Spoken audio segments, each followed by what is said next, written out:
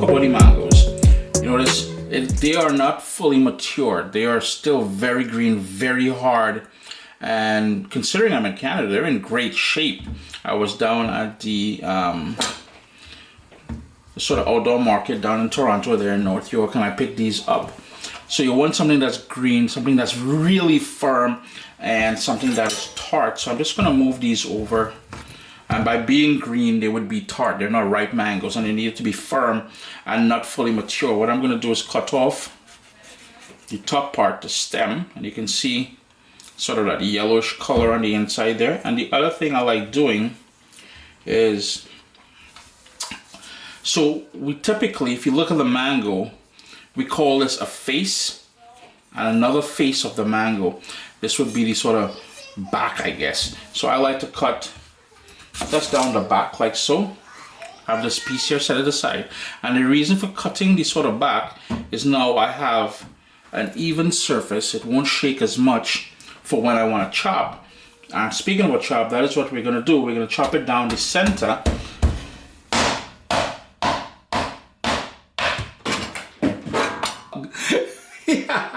You gotta wear safety goggles, man. But anyhow, this is the core of the seed. This is the actual bone, or what we call the bone part of it. But this is the core. I'm just gonna, some of it is somewhere in the kitchen here, the rest of it, but we're just gonna take that out, and that goes into the rubbish. Now with two pieces, two halves like this, all we're gonna do is set it down this side now, and then we're gonna go about 1 centimeter or so thick. And you may need to get a hammer or something. These seeds can be very hard, but the whole idea here now is to cut it up into pieces. So with the aid of my pestle,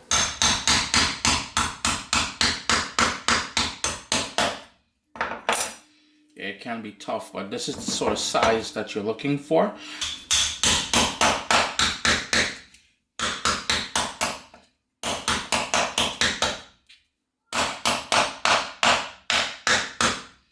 Here I am struggling to cut these into pieces. And I remember a couple years ago I was down in Trinidad and Tobago, deep south, well, deep south for me anyways, and we were at the market in Davie. And there was a little kid, I kid you not, this kid must be 7 years old or something, maybe less. And he had a big machete, or what we call a cutlass, or a tree canal, or a poya. And all he was doing is bam, bam, bam. And you know, this, I'm struggling. It took a little effort, but it's all done now. And the combination of using this, now you don't want to use it on one of your expensive knives, because you can see I did, yeah, a small thing. Anyhow, we need a sharp knife or a cleaver or something if you're doing it. So what we want to do now, and I'm putting it all into a bowl, I'm going to give it a good rinse. I'm going to hit it with sea salt. You can use any salt you want. It's just that, you know, if you've been watching my videos for a while, you know I love using sea salt. That's the only salt I have in the house, actually. But I'm just going to give that a mix. And the sea salt is going to do two things for us here. Well, three things. It's going to add the salt that we need. Later on, we won't add any more salt. And that salt is going to help pull out flavor later on. But it's also going to get some of the tartness out. And it's also going to start pulling moisture out of the mango. Now, when watching this recipe, I want you guys to pay attention. Well, not pay attention, but be mindful that it is a combination of my memory that I'm using here, being a little fellow growing up on the islands, and I remember how my mom and my grandma and everybody else would do it. I also called my mom and I spoke to my aunt. So it's a combination of three things in putting this recipe together. It may differ from recipes that you have seen. Slight nuances, but yeah, that's how recipes go, man. You kind of tailor it to your own way and your own liking. So now what I'm going to do is pour it onto a strainer. Just going to move them so they're not facing side by side. I'm just going to spread it out a little. So we'll just let it sit here for an hour for that salt to go deep within it and to pull out the moisture, as I said, and in so doing, the tartness. It's going to drip in there 1 hour. Just going to show you guys, see all of that liquid that we pulled out there. I'm going to dump that, but this is exactly where we want it to be at this point. So the next step is basically to dump it all onto a cookie tray. And traditionally, when my mom or my grandma, my aunt, anybody would be making this, they would put it out the same way we're doing here, out in that Caribbean sun, that lovely sun that everybody worship. All them tourists, them just come down and, you know, enjoying the sun. Well, we just enjoy it too, but we use it as part of our culinary heritage as well. So this would go in the sun outside for a couple of days, and then, well, a day, and then they would flip it over and you would toss it a few times so it evenly dehydrates. And that's basically what we have to do now.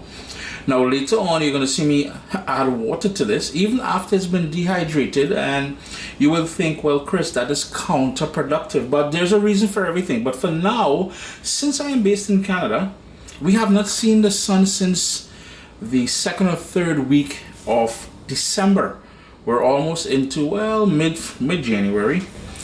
So the next best option is to put it into, if you have a food dehydrator, you would put it in there at about 140 degrees Fahrenheit. If you don't have a food dehydrator, you would use your oven anywhere from about 120 degrees to 180 degrees. Older ovens won't allow you to go that low. So go as low as you can. If you can hit that 200 or the 180 around there, put it into the oven, middle rack, but leave the oven door about an inch open. That is only if you cannot get your oven to go 140, well, anywhere from 120 to 160. It'll be perfect. Middle rack. In my case, this new oven that I have, we got a convection roast, convection bake, dehydrate. It was 150 degrees. That is what I'll be using tonight. I know you saw the time earlier there and thinking, well, no, it's not that late. I haven't programmed the stove yet. But anyways, so I'm using the dehydrate function here. You guys can do it in the oven anywhere from 120 to 180. If you cannot get as low as 180, all you would do, leave it slightly open. 12 hours later. Yeah, it takes long at 150 degrees in the oven. Now typically it would take a few days in the sun if we were doing this traditionally. And speaking about traditionally, after posting a little highlight of what I was doing on Instagram, everyone referred to this as mango achar, A-C-H-A-R. However, in the small village in Trinidad and Tobago called Warakara, where I grew up, we didn't call this achar, we call this Anchar, A-N-C-H-A-R. I am sticking with Anchar because that is what I grew up calling it. So it's nice and dry now. Let's get cracking. And if you recall earlier in the video, I said there's going to be steps in here you're going to think is counterproductive. And this is one of them. We just dehydrated the mango, and here I am pouring hot boiling water over it. Traditionally they would dump it into a pot with boiling water, but I find that doing it this way I get better results. The other thing I like doing, and this is something I don't know if everyone else does, is I like adding a little bit of brown sugar in there, and that helps with the tartness of the mango. Green mango, well, not fully mature mango, can be very tart.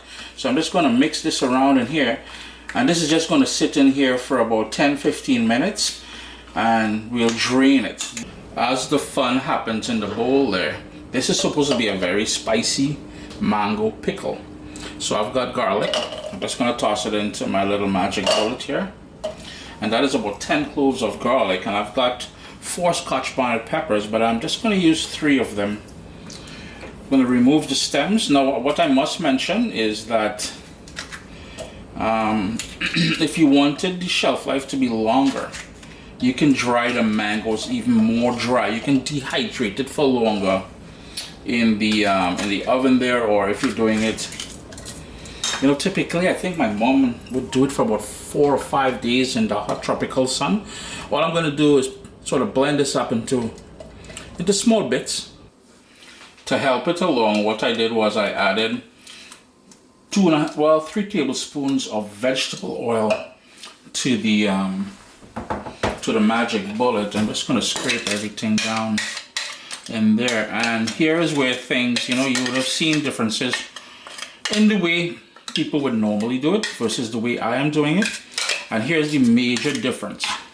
Traditionally, and if you want to go traditionally, you can certainly do that. Traditionally, mustard oil would be used, but in my case, I am using vegetable oil. And my reason for using vegetable oil is very simple. One, when I went to buy, and I already knew this, when I went to buy the vegetable oil, the mustard oil, I just want to give this a quick little mix. I noticed on the package it said for external use only.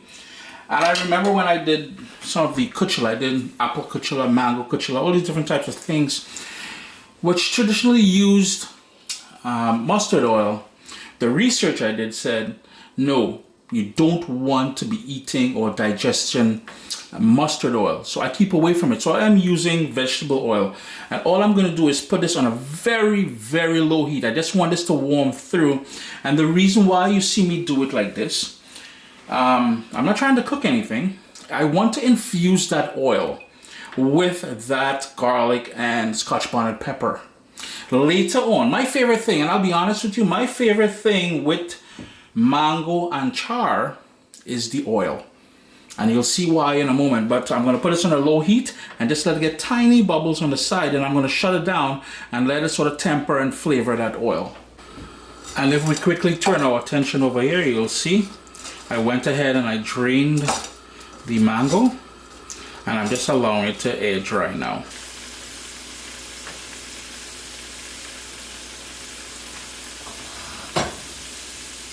The mango is all ready now, so the next step is Anchar masala and dried roasted cumin, or what we call geera. I'm gonna give that a good mix, but before we mix it, let's pour that infused oil, that oil with all of that garlic and scotch bonnet pepper in there.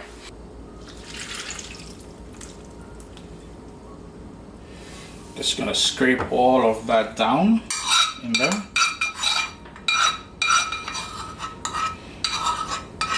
And now it's just a matter of giving that a good mix, and depending on the color you want and the deeper the flavor you want, you can add more anchar masala and or more of that geera. It was ground and then roasted and then ground, so it's really, really pungent and nice flavors.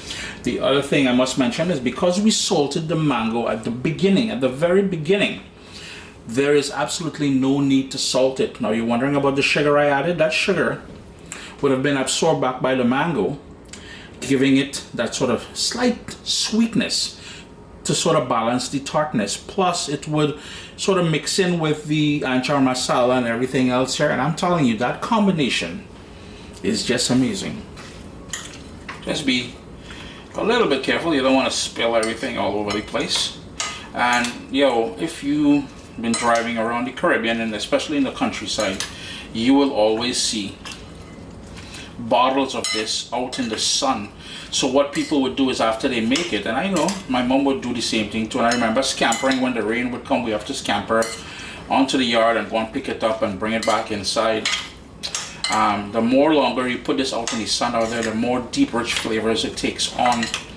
And just like that, I mean to say there was a few steps, but you just learn how to make mango and char.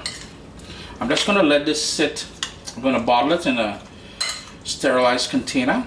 Sub soldiers, listen, if you enjoy this recipe, I'd really appreciate it if you hit subscribe and click that bell notification thing. If you've made the recipe, take a picture and send it to me, email address down here. I mean, trying to tell people the email address, them butts will take the address and do all kind of thing with it. And tag me on Instagram at Caribbean Pod. I really appreciate you guys, and thanks for being in my kitchen with me today. Irene.